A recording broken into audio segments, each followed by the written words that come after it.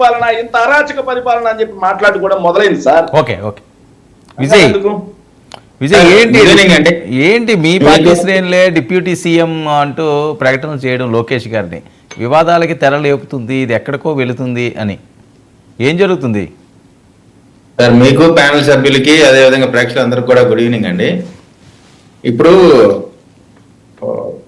ఒకప్పుడు లోకేష్ గారిని ఎంతో అవమానకరంగా మాట్లాడినటువంటి ఏ నోళ్ళు, ఆయన ఏదో ఎమ్మెల్యేగా గెలవలేదని, లేదు ఇంకొక రకంగా తెలుగులో ఏమన్నా పొరపాట్లు జరిగితే దాని గురించి చాలా అవమానంగా బాడీ షేపింగ్ గురించి కూడా మాట్లాడి ఒక రాజకీయ నాయకుడిని, ఒక రాజకీయ వ్యవస్థలో కూడని మాటలన్నీ కూడా వైఎస్ఆర్ కాంగ్రెస్ పార్టీ నాయకులు మాట్లాడినటువంటి ఆ పరిస్థితి నుంచి ఈ రోజున లోకేష్ గారిని ఉప ముఖ్యమంత్రి లేదా ఇంకా కీలకమైన దాని మాట్లాడుకుంటున్నారంటేనే ఈ రోజున లోకేష్ గారు ఏ స్థాయిలోకి ఎదిగారనేటువంటి ఆ కాసేపు దారం కట్టుకున్నా ఉండన్న కొంచెంసేపు బాగు.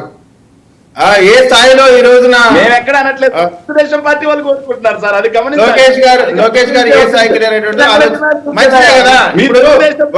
పార్టీలో జగరెడ్డి గారు ఒక నిమిషం ఉండండి. జగరెడ్డి గారు మీరు పాడిన పాట తప్పు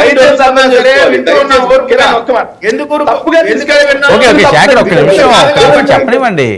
చర్చను ఎప్పుడు తప్పుగా తీసుకెళ్ళకూడదు. చర్చను ఎప్పుడు ఆ మాట అన్నది మీరు చెప్పినట్టు తీసుకెళ్లాలా, మీ లైన్ లో తీసుకెళ్లాలా? శేఖర్ రెడ్డి గారు మీరు చెప్పినట్టు వినాలా? ఇక డిబేట్ కి వచ్చింది, మీరు చెప్పిన మాటలు లేదు, మిమ్మల్ని సాటిస్ఫై చేయడానికి మాట్లాడాలా ఏంటి? ఓకే ఓకే శేఖర్ నేను చెప్తాను, అది వయసు. ఓకే ఓకే ఓకే శేఖర్ ఒక్క నిమిషం. శేఖర్ క్రాస్ టాక్ వద్దు, మీరు మాట్లాడుతున్నప్పుడు ఎవరు మాట్లాడలేదు కదా, మళ్ళీ మీరు వాళ్ళు ఆపుతారు.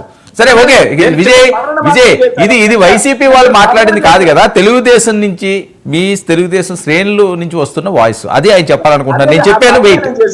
Okay wait.